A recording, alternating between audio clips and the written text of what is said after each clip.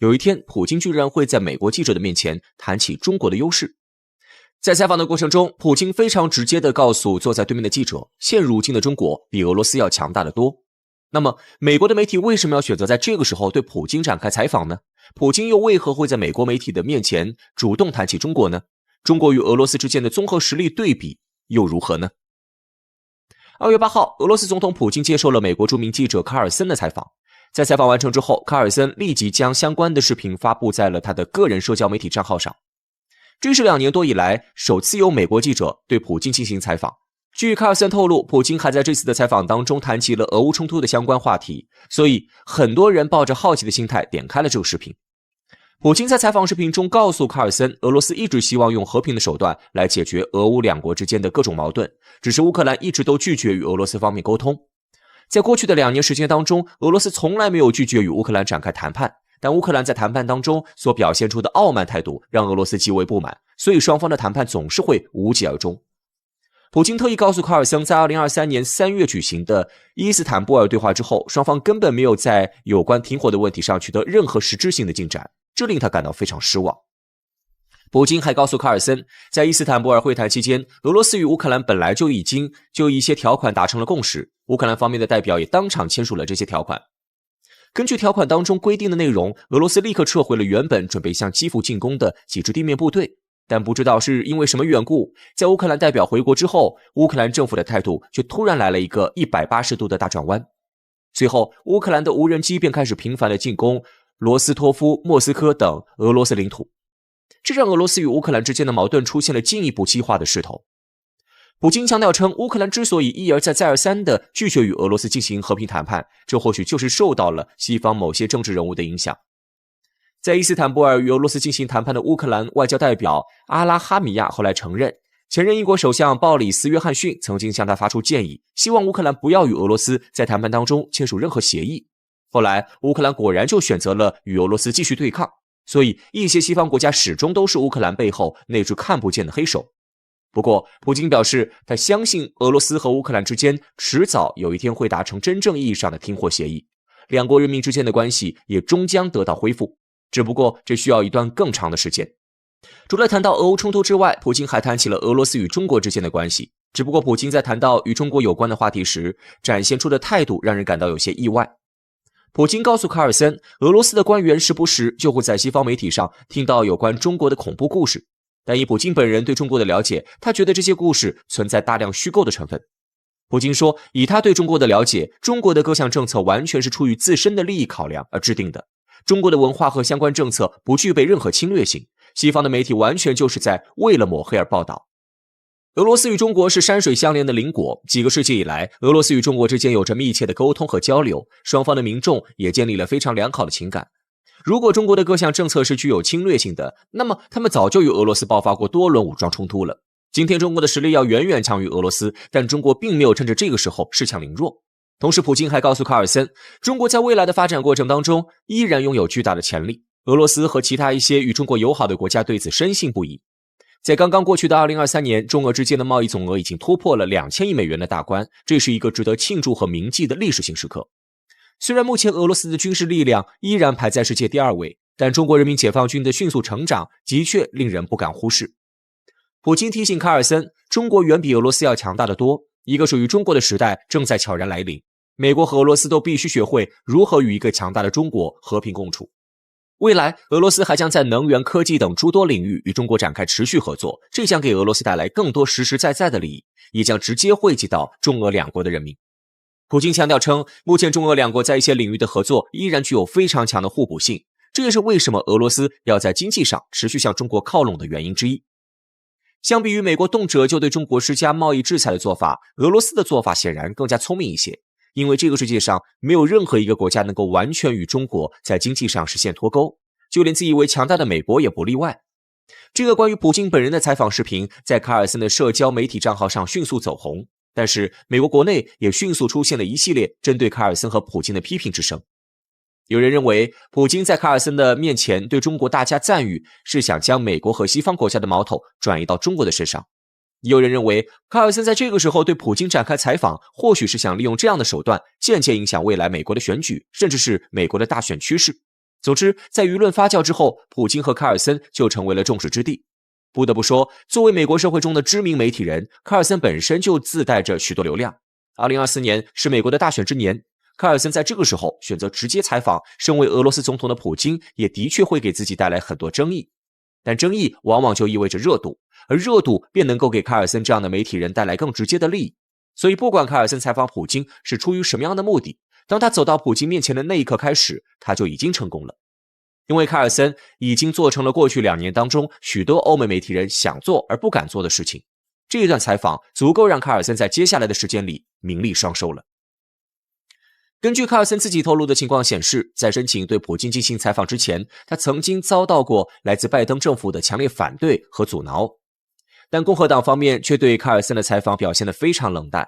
如此种种的情况的确让人能够感受到卡尔森背后所隐藏的政治力量。一直以来，以民主党为首的政客们都主张打压俄罗斯的力量，民主党麾下的媒体更是竭尽所能的诋毁和抹黑普京。所以当普京在2024年以一个正常人的形象出现在欧美各国民众的视野当中时，最暴跳如雷的当然就是民主党的政客了。而对于美国的共和党人而言，俄罗斯并不是非常紧迫的威胁，况且相关的视频可以非常有效地打破民主党在过去为美国民众主动设置的信息茧房，这在一定程度上帮助了共和党的竞选工作。因此，不管卡尔森本人是否有意想借这次采访介入美国的政治，当他的视频被公布出来的那一刻开始，他就已经不可避免地被卷入了政治漩涡当中。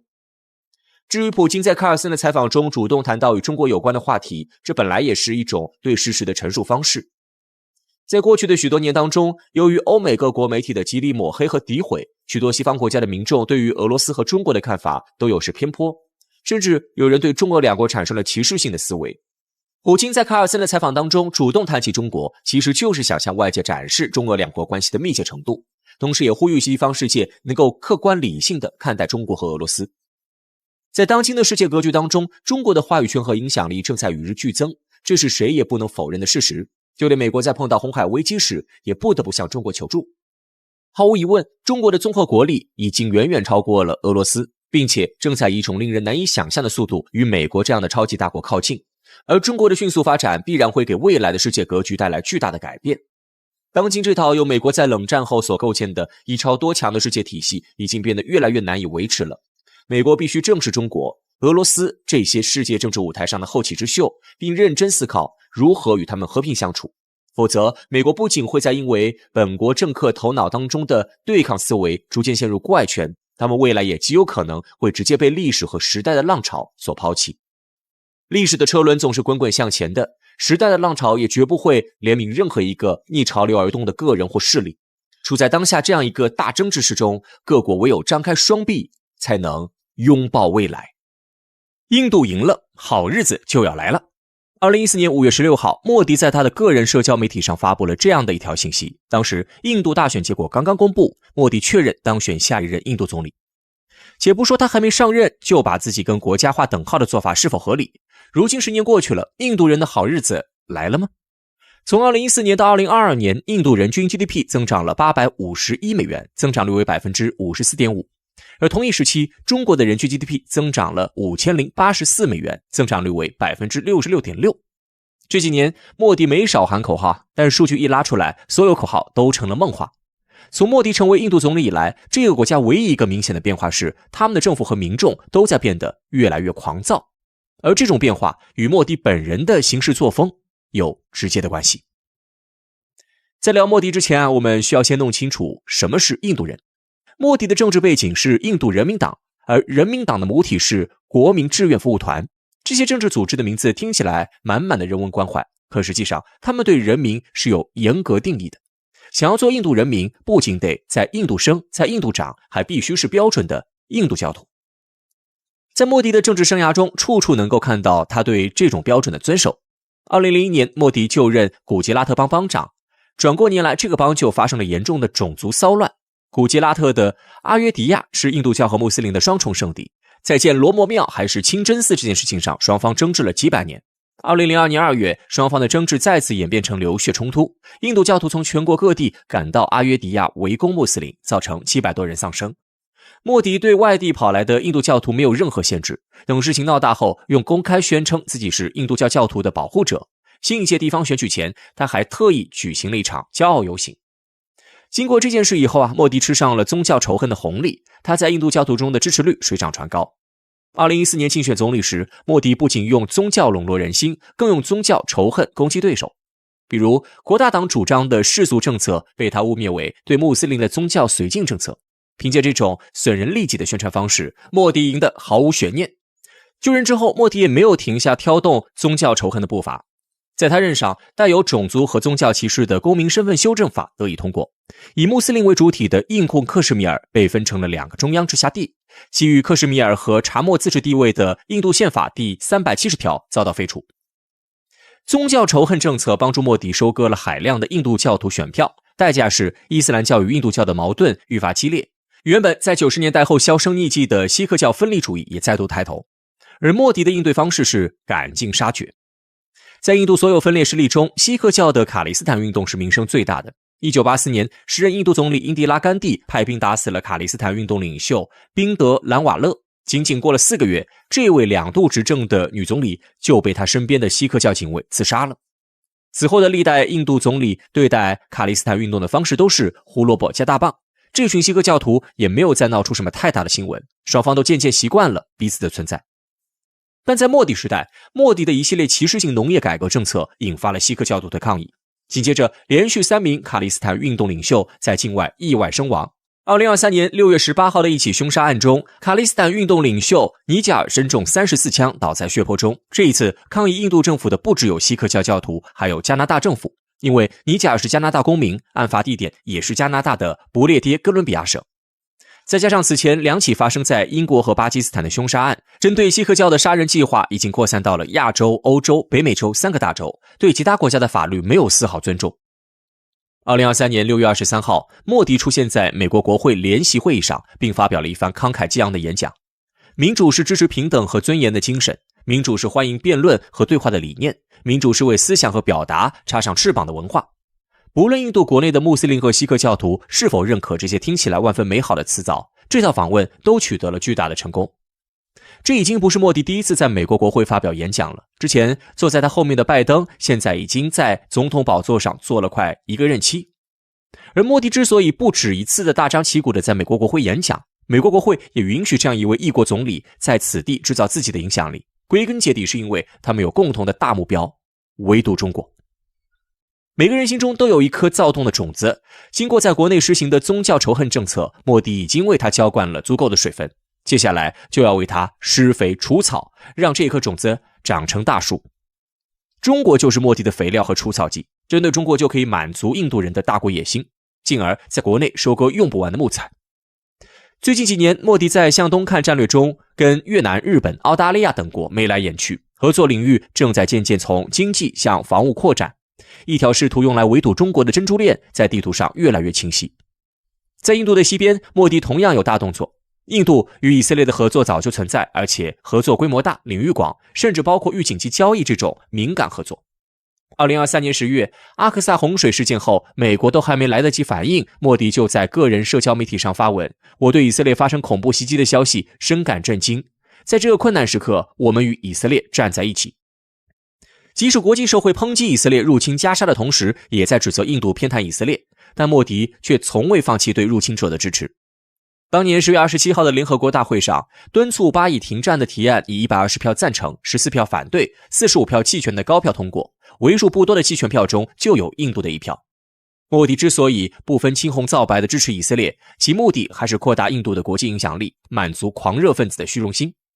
只不过，在付出了大量物力财力，透支了国际声望后，印度的影响力并没有多少实际的提升。东边的珍珠链对围堵中国越来越力不从心，西边的以色列没灭掉哈马斯，还惹恼了伊朗、胡塞、真主党等多个对手。在印度国内，被堵住嘴巴的穆斯林对政府的不满仍在加剧，是在沉默中爆发，还是在沉默中灭亡，都是未知数。但可以确定的是，一个数以亿计的群体可不是那么容易灭亡的。纵观莫迪的内外政策，总结起来其实就2个字：民粹。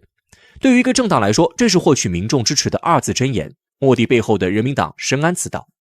印度独立前，圣雄甘地曾对西方的工业文明和政治制度大加批判。英迪拉甘地执政时，各种民粹政策层出不穷。不知是否因为英迪拉遇刺的影响，90年代后的国大党开始极力避免民粹政策，这反而为人民党让出了发挥的舞台。人民党是在国民志愿服务团第3任领导人德奥拉斯的支持下建立的，事实上不过是国民志愿服务团的一个分支。虽然人民党的创建时间不长，可国民志愿服务团的历史却比这个国家的独立史还要长22年。国民志愿服务团的第2任领导人戈瓦尔卡在位时间超过30年，对这个组织的演变产生了重要影响。戈瓦尔卡在《定义我们或我们的国家》一书中说道，种族指的是拥有共同习俗、共同语言以及光辉和苦难的共同记忆。换言之，种族是同源的、拥有同一文化的民众集合。这句话有一个深层含义，即占据多数的印度教决定一切，其他所有宗教信徒靠边站。该组织的创办宗旨也被拿来与纳粹并列。由于受到全国上下几十年如一日的抨击，国民志愿服务团宣布从2006年起不再出版著作，而人民党就成了他们的发声筒。而莫迪赢得选举后的第一项政策就是向国民志愿服务团让渡部分公权力。莫迪赢了，人民党赢了，国民志愿服务团也赢了，但印度却注定要输了。靠民粹掌权的统治者不计其数，可古今中外还没有哪个国家可以靠民粹久居于世。在这方面，纳粹党就是一个血淋淋的例子。上世纪30年代的德国何其辉煌，希特勒用极端民族主义构建了一架无坚不摧的战争机器，可躁动起来的民粹思潮不会让德国野心不断膨胀，实力却渐渐不支。从德军踏出国门的那一刻起，就注定了德国日后的失败。而今天的印度，经过莫迪这个仇恨大师 2.0 的煽动，人民党语境下的印度人正在对国内的少数派和国外的中国、阿拉伯半岛跃跃欲试。可就凭那不到$3000的人均 GDP， 印度连走出国门的实力都不具备。因此，如今印度高层的种种行为，不过是在透支印度的国运罢了。